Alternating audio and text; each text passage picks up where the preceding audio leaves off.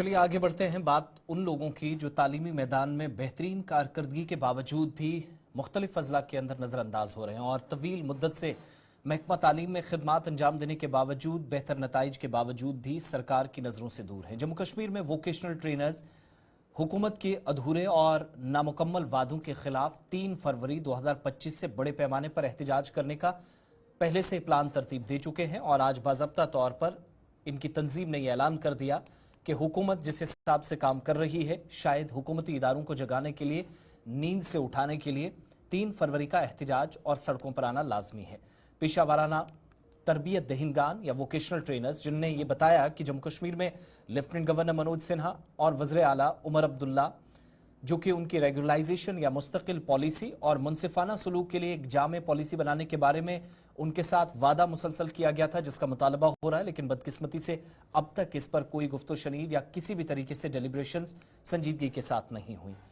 साथ साथ ये नौजवान ये भी कहते हैं कि बार बार यकीन दहानियों के बावजूद बशमूल इंतखाबात से पहले और बाद में वोकेशनल ट्रेनर्स के जायज मुतालबात को हल करने के लिए कोई ठोस हिकमत अमली तरतीब नहीं दी गई, ना कोई कदम उठाया गया और उनके पास शायद सड़कें ब्लॉक करने के अलावा अब कोई रास्ता या चारा नहीं बचा है। आज के वक्त में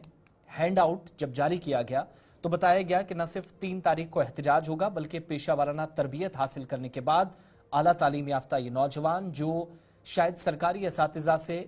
बेहतर खिदमात न सिर्फ अंजाम देते हैं बल्कि बेहतर नताइज भी इनके अब तक आए हैं। अच्छे रिजल्ट्स के बावजूद भी पेशावर तरबियत याफ्ता वोकेशनल ट्रेनर्स बेरोजगारी से निपटने के लिए महारत पर मबनी तालीम फराहम करने की नौजवानों के मुस्तकबिल की तश्कील में कलीदी किरदार अदा करते हैं, लेकिन खुद का कोई मुस्तकबिल या फ्यूचर नहीं है। इसको लेकर आज भी तहफ़्फ़ुज़ात हैं। ये भी कहा जाता है कि गुज़श्ता बरसों में इनकी गैर मुतज़लज़ल और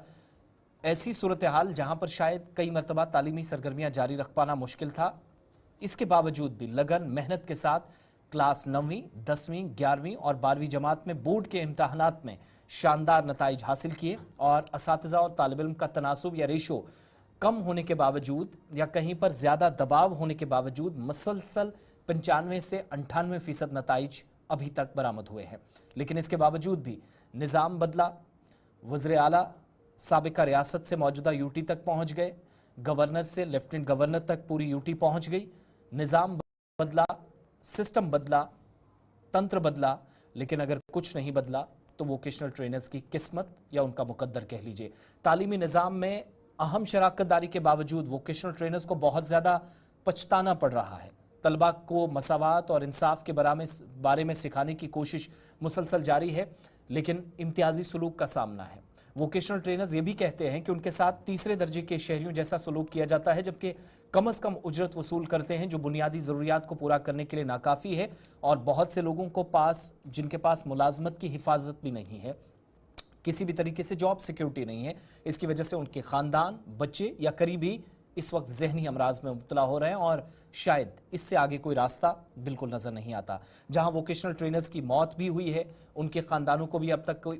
कोई मुआवजा नहीं दिया गया, जिससे उनकी हालत ज़ार मजीद बढ़ गई है। पेशा वाराना तालीम को तमाम स्टेक होल्डर्स की तरक्की के लिए डिज़ाइन किया गया था, लेकिन वोकेशनल ट्रेनर्स आगे कैसे करेंगे, क्या काम करेंगे, ये बहुत मुश्किल था। ऐसा लगता है कि जो लोग मुख्तलिफ हिस्सों के अंदर सरकारी स्कीमों को ज़मीन पर लागू करने में कलीदी किरदार अदा करते हैं, उनमें वोकेशनल ट्रेनर्स भी हैं, लेकिन कामयाब रिजल्ट्स या बेहतर नताइज के बावजूद भी सबसे ज़्यादा नज़रअंदाज दौरे हाजिर में ये हुए हैं और सरकारी स्कीमों से मुस्तफ़ीद भी नहीं। बार बार मुख्तलिफ इलाकों के अंदर ये तमाम लोग एहतजाज के लिए निकले, मुलाकातों से खाली वादों के सिवा शायद कुछ हासिल नहीं हुआ। नतीजा ये कि 3 फरवरी के बाद दोबारा एहतजाज होगा। ये ट्रेनर्स मायूसी और धोखाधड़ी का शिकार हुए हैं या हो रहे हैं, ऐसा भी महसूस करते हैं। हैंड आउट में ये लिखा गया है। बड़ी बात यह है कि रेगुलराइजेशन की कोई पॉलिसी नहीं, आर्जी है, और जब आर्जी है तब 2 तरह की मुसीबतें हैं। एक तो ना जॉब सिक्योरिटी है, दूसरा जो तनख्वाह आज से 6 या 5, 8 साल पहले चल रही थी, जो हरियाणा के अंदर,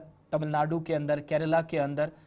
वेस्ट बंगाल के अंदर और दीगर कई रियासतों में बढ़ाई गई, मगर यहाँ पर 22 से 24 हज़ार पर आज भी गुजारा होता है, जबकि किसी तरह का ऑनरेरियम, इजाफी मुराद या फिर पेंशन, इस तरह का कोई नामो निशान नहीं। और छुट्टी लेने में भी, मेडिकल लीव के लिए भी कई मरतबा इन तमाम लोगों को मुश्किलात पेश आती हैं।